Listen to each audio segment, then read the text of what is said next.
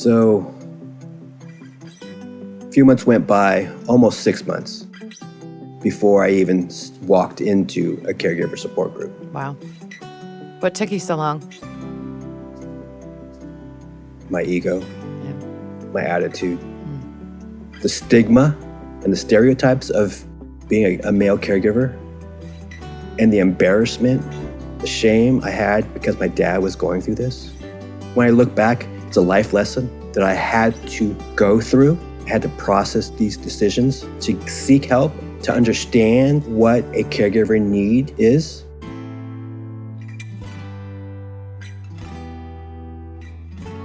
I remember walking into that group and no one looked like me. Everyone was older. Yeah. There was a big age gap, and there was a gender ratio, more females than males. But I left there welcomed, understanding that's where I needed to be. I needed to reinforce my mental well-being because this was going to take a lot out of me. Welcome to The Lisa Show, where we take a good look at life.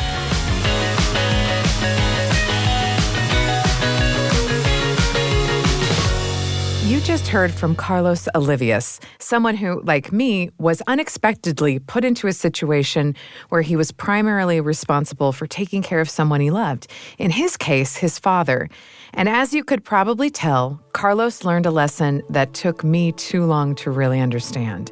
Caregivers are stronger together. In my experience, I find that a lot of caregivers are isolated. I certainly was, because there's simply just too much to do. There are so many hours in the day, and the thought of reaching out to someone else and, heaven forbid, getting into a car, driving to another location, just seemed absolutely overwhelming.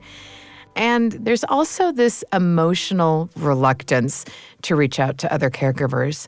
I felt like the burden that I was carrying as I was trying to figure out what even was Christopher's needs or what was the situation going to be like in the future, I couldn't fathom it. And because it was so overwhelming to me, I stayed in my head about it, and I just assumed it would be too overwhelming for other people as well. It's like I explained to my friend once, this kind of crushing responsibility and pain, not to be dramatic, but also to be very dramatic, I don't want to share it with anyone else because I don't want anyone else to experience it. But what's tricky about thinking about that situation, especially when you're isolated physically, is that just reaching out to someone for emotional support, someone who knows what it's like to be a full-time caregiver and not know what the future looks like, even if they don't know what to do or what to say, even if they can't really help you, it makes you feel better. In this series so far, we've talked about the overwhelming loneliness that caregivers can feel. We've gone in depth about how we can talk to manage the mental load of caring for another person full time. But what we haven't discussed is how we as caregivers can band together, not only to alleviate the burdens of caregiving right now, but to fight for change that will create a better future for the caregivers to come. While in last week's episode, we talked about the change that we can make now as individuals. This week, we want to talk about the changes that we can make for the future of caregiving together. That's all in this episode of The Lisa Show series on caregiving. Later on, you'll hear from caregivers Elizabeth Miller, Billie Short, Jillian Benfield, and Usha Tewari about their experiences building communities of caregivers and how they're working for systematic change. But first, I want to share with you a conversation I had with Shana Jones. Shana Jones has been taking care of her husband, Doug, who has dementia, for 6 years now. And she told about how when the system fell short, she went looking for support elsewhere. We got no resources at the doctor's office. We got no prognosis. We just were told, this is what you do, and come back in 6 months. And see us again. And that was it. I was so incredibly frustrated. And that's when I found the support group and met with the woman in charge of it. Her name is Sheila Welch. She's really great here in Georgia. And I said, I don't think Doug has changed, but I'm feeling more and more distressed. And then she was able to talk to me about dementia because she knows a lot about it. And I was able to do a lot of research online. And the more self-educated I became, the better I was able to handle all of it, just the whole thought of it. But yeah, at the doctor's office, it was really dismal, the amount of information we got. Shana's experience is not uncommon. As we've talked to caregivers throughout the production of this series, support groups came up again and again. There's just something about sitting down with people who have had similar struggles to you that just lifts some small burden from your shoulders. Here's another example from caregiving consultant Elizabeth Miller.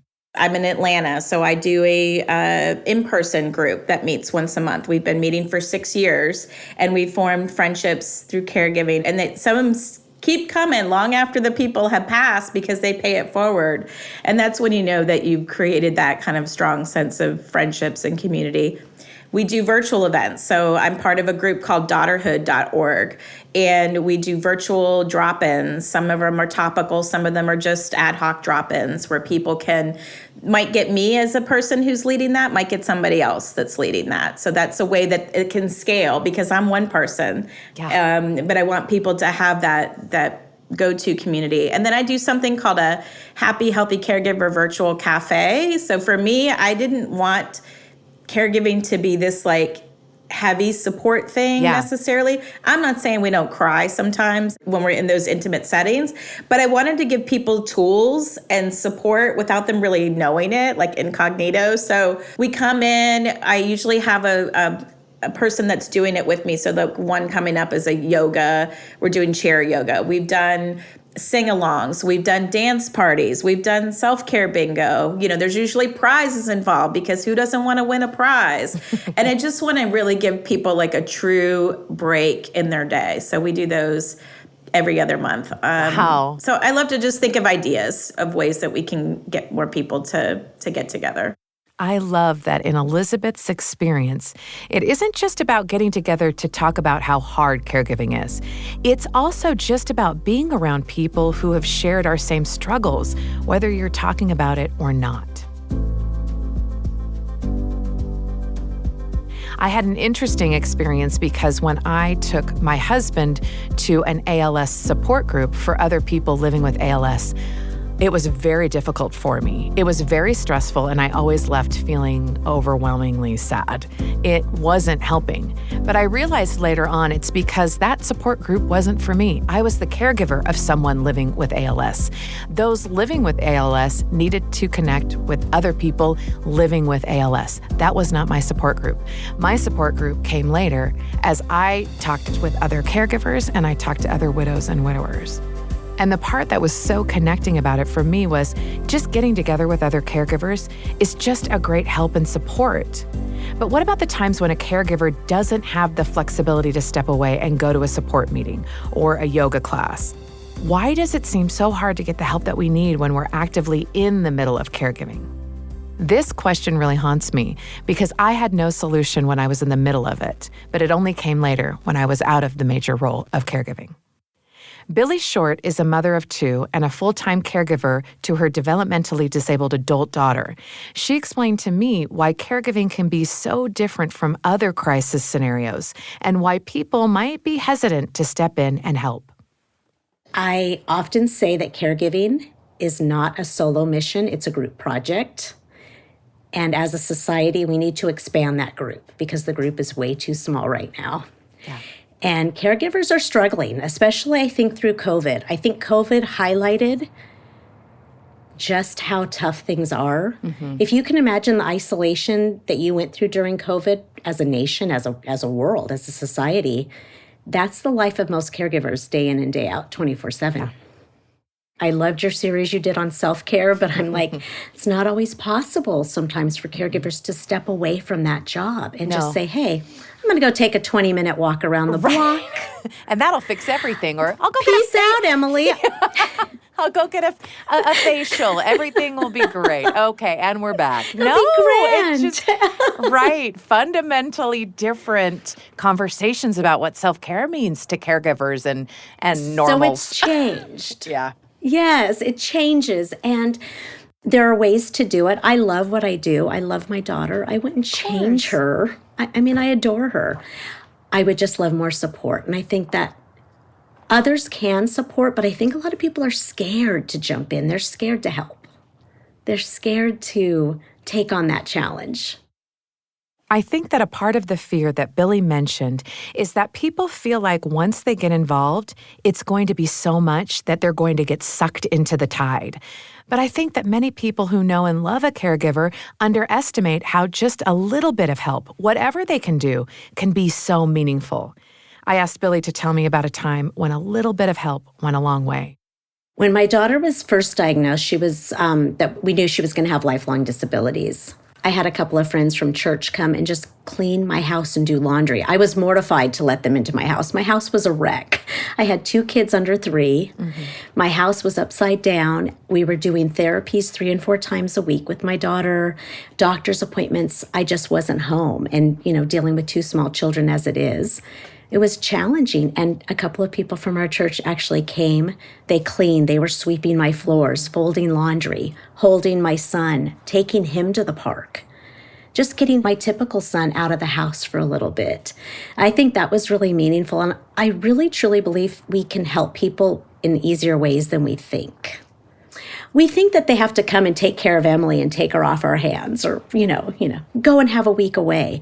But don't ask a caregiver what you can do for them. Give them choices. They could say, hey, I would love to help you out. Would you like me to bring you a coffee one day this week, or would you like me to drop off dinner on Tuesday or Wednesday? Would a gas card be more helpful, or, a DoorDash card? Don't let caregivers make another decision. Make it for them. Give them an option between 1 or 2 things, but the let me know if you need any help is not very helpful. I love this from Billie. I know that when I was in the most difficult periods of caring for my husband, an unexpected Uber Eats delivery could just make all the difference. Shana also shared with me her trick for making conversations with those who want to help a little easier. Sometimes when you get yourself in a situation where it's really easy for them to just shy away and not really want to talk to you or hear you or know about what's going on. And I think a lot of that is because they just don't know what to do. So I learned along the way to keep a list. So if someone says, what do you need? I look at them and I figure out what can they do that would be helpful that I know they can do, and then I just tell them.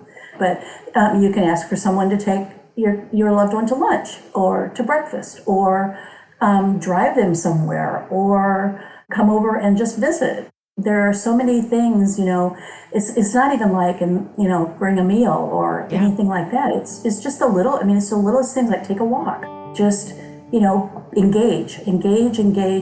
I think that's a really important thing. These small and simple acts that Billie and Shana described, giving someone a ride, dropping off a meal, folding some laundry, are all kinds of things that, when you add them up over time and across relationships, build a thriving community of mutual love and support for both caregivers and non-caregivers alike. Now, in my personal experience and in my research for this show, I found that one of the harshest realities of caregiving in our modern world is that no matter how supportive of a community you'll find yourself in, we will always be left wanting for help when the institutions around us are indifferent to caregivers. Like we talked about in our last episode, there are 1,000 ways in which we could improve the world to make it easier to care for one another. And while, like we talked about last week, we can all become better self-advocates in order to better navigate these institutional obstacles, that doesn't mean it's a lost cause to try and change them. You may remember caregiver Jillian Benfield from the previous episode, where she told us about her experience taking care of her child with Down syndrome. Here's what she suggested we should prioritize. So I'm very passionate about inclusion in general, but I do think that it has to start at school. I think if we don't have our typically developing kids around kids with disabilities, then people with disabilities will always be othered because we don't know them. We didn't grow up alongside them if they live separately. And I think that God designed us in a way to live life together and interdependently. Studies have only shown positive outcomes for when kids with disabilities are included in general education classrooms, not only for the kids who with disabilities, but also for kids without, because it makes them more patient. It makes them more empathetic, and it actually helps them to learn the material better because they often are helping the kids with disabilities, like reteaching it, which is a good way of learning, right? So that is a big piece of the advocacy for me. I really appreciate Jillian's perspective here. She has a unique view into how changing schools can impact caregiving for generations to come. And I'm learning that the lack of this kind of inclusion, whether it's in schools or anywhere, seems to indicate a larger issue with the way the world sees caregivers. Here's how Billie described it. I think as a country, we've gotten away from this idea that caregiving is an admirable thing. Mm-hmm. Like kind of how I said, caregiving, that is not very admirable. But it really is. It's such a beautiful gift of service to give somebody. And people think usually it's not educated people that are, generally in the caregiving, or they can't get other jobs. But I think it takes the person with a certain kind of passion and heart to care for others. And I think we need to be kind of lifting the job of caregiving onto a pedestal. We need to entice people to want to go into that career. We need to be paying more, educating more, expanding services that are available, because as our population ages, we're going to need more caregivers. It's not anything we're going to need less of. And I know there's quite a shortage of caregivers right now. Yeah. Like paid caregivers. So a lot of the burden is falling on primary family members. We really need to expand that, and we need to offer more resources. I also asked Billie to describe her personal experience with an institution that she wants to see change for the better. We were a family that attended church for years until Emily got older. I have written about that. It has been a struggle to find a church that's accepting of my daughter as she gets older. So I would say that's another area that churches could really step up and really accept these families fully and 100% and find ways to make them be able to attend services. Once Emily was about 8 or 9, we've tried 5 or 6 different places, and established churches haven't really been a part of the last decade of our lives. And that was a rough patch. I mean, I did feel really lost and abandoned during that. But I never lost my faith in God. I knew He was still there. I just felt like people don't know how to show up. And you got to give a lot of grace to people. They don't always know how to show up, and they aren't always going to show up the way you think. And sometimes the people you think are going to be there when the road is really hard, they're not there. But other people are going to surprise the heck out of you and come out of left field and step in and have your back.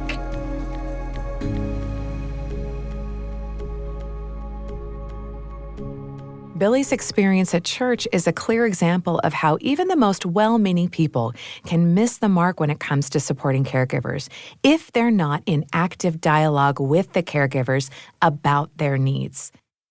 I know what it feels like when everything's a struggle. When you walk into a concert or a school or a grocery store or a bank, any place just trying to live a quote-unquote normal life, and the realities of what you're doing smack you in the face because you are the one that sees it and you're the only one that can advocate for it. And you're so tired taking care of someone that you want to change the world, but maybe tomorrow. It's particularly difficult when you're dealing with caring, good people who don't know where to go for help, who don't know what it's like and don't know how to help and how to offer it. So you're never dealing or having a conversation with someone who is unkind or mean. That's easy. You can get angry. You can tell them that they're wrong. But when they're kind and they're right and they're limited, they don't have as many tools to offer you to help. And you desperately need those tools. I had to learn to take a deep breath and give other people grace, give myself grace for the problems that I couldn't solve that desperately needed to be solved as I recognized them in the moment. And that was really difficult. But it's that grace that Billie mentioned, that forgiveness and compassion for those who are trying their best, that can empower us as caregivers to find peace in our own situation while still working and fighting to create a better future for the caregivers that will come after us. Something that I had to come to learn was to offer that grace, not only in the moment, but after. When people look back and said, oh, that was so hard and I don't know how you did it. Years later, I've realized that part of my grieving process is not only grieving my husband and the life and the future that I thought that we would have and the pain of that situation, but it's also grieving the loss of connection and help that I thought I had but didn't get in that moment.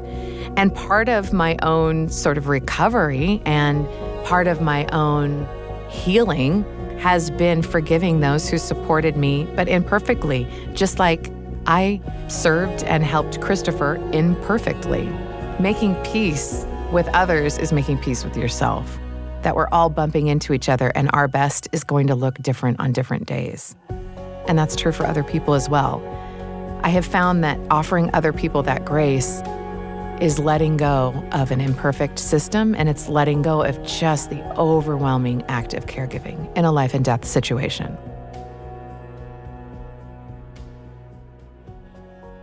Now, as we're learning to make peace with what we can't change, I want to talk about the things that we can change by hearing from a caregiver who is making a difference. I talked to Usha Tewari, a woman who spent 5 years caring for her ailing mother. She told me how she was inspired to work for systematic change when she went to a fundraising walk for Alzheimer's research. You know, I went to their walk. It was close by to where I lived. And I thought, you know what, let me go sit down and kind of absorb what this is all about. And I sat there and I became very emotional hearing the stories, what people were going through, and to be surrounded by caregivers and individuals diagnosed with Alzheimer's. It was very overwhelming. And I think that was the moment when I realized I'm going to dedicate whatever time I have in honor of my mom and those individuals who are facing this disease and the caregivers, because unfortunately, as we know now, there's no cure. Usha was in a situation similar to mine and to a lot of caregivers. She had spent years spending every moment caring for someone she loved, and she had seen up close how the institutions meant to support her still had so far to go before they were truly meeting caregivers' needs. So she decided to do her best to make a difference. I live in Florida. That's very important to me, to educate the community that I live in about the issues that they have challenges with or don't know how to seek the resources. So I kind of used my professional life to navigate this journey as well, and putting myself in a situation, because I was in a way in a constituent situation, not knowing where to go for resources, what worked, what didn't work, stressed and challenged, seeking solutions. I asked Usha what specific steps she took to connect with the Alzheimer's community in order to enact lasting change. So what I did was I did reach out to my local Alzheimer's Association in Orlando, and I also connected with their policy team via LinkedIn. And I was basically hounding them, and they're like, who is this girl? And I basically said, you know, there's a lot of work that needs to be done. Let me know how I can volunteer. And then, I spoke with them, and then one thing led to another, was writing letters to the editor, was going to Washington, D.C., was speaking at my local delegation that traveled to the Florida representatives and state senators. And then I started speaking publicly about it. When Usha says one thing led to another, she's humbly summarizing months and years of concentrated effort. She's committed to making small efforts regularly that over time added up to making a big difference. She told me about some of those small, simple things she did that had a huge impact. I also started to host little forums. I started with my friends to let them, tell them what dementia is, where to get resources. I would have someone from the Alzheimer's Association there. I also participated in the walk. I was involved with that, kind of with recruiting, fundraising. And so I've been involved in various aspects of it. I also started my social media where I started to share my mom's story personally, like videos of what she was going through. And that just kind of gave me the courage to keep going. And, last year I had some speaking opportunities for caregiving panels and just continuing to share the information. Whether it's sharing her personal story on social media, meeting with her friends to help them understand Alzheimer's better, or making calls to local organizations asking how she can volunteer. I love the example Usha sets of taking simple steps that are available to anyone in any caregiving capacity. And like I mentioned earlier, it's these simple steps that, when added together across a community of caregivers and over a long period of time, can grow into a tidal wave of power for good. If one person, like Usha, can accomplish so much for the sake of future caregivers, imagine what a thriving, passionate, informed community of caregivers can do. When I was caregiving, I promised myself that I wouldn't forget. I promised myself that I would remember certain moments. And one of those moments on my list was that I would honor Christopher's memory by fundraising for ALS research for the rest of my life, in whatever capacity I could. I remember he felt conflicted on having such good care by doctors and nurses and equipment and volunteers and friends and family, that he would say to me regularly, well, what do other people do? What do they do when they don't have the kind of resources that I have? And we both knew the answer. They would die earlier, they would be in pain, they would suffer. That was the answer that we didn't want to admit in the moment. So now I am committed to make systematic changes. I promised to donate the equipment we had used. I promised to fundraise. I promised to donate to ALS research. I promised to make it better for other people.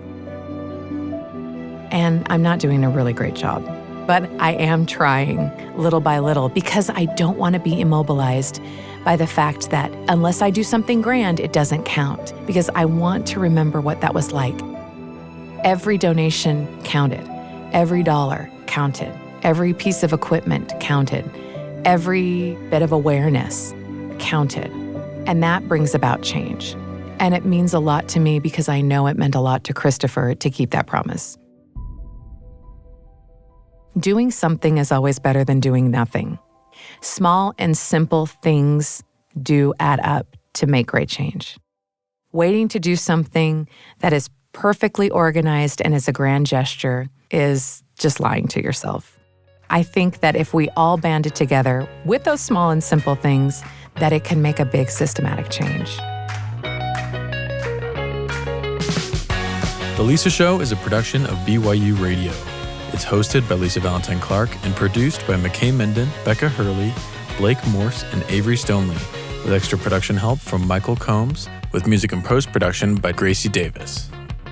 Jillian Benfield is a caregiver, news anchor, and author of the book The Gift of the Unexpected. Usha Tewari is host of the podcast The Indian Caregiver, A Journey by Usha Tewari. And additional thanks to Billie Short, Elizabeth Miller, Shana Jones, and Carlos Olivas. Links and more information about all of our guests' work today can be found in the episode description.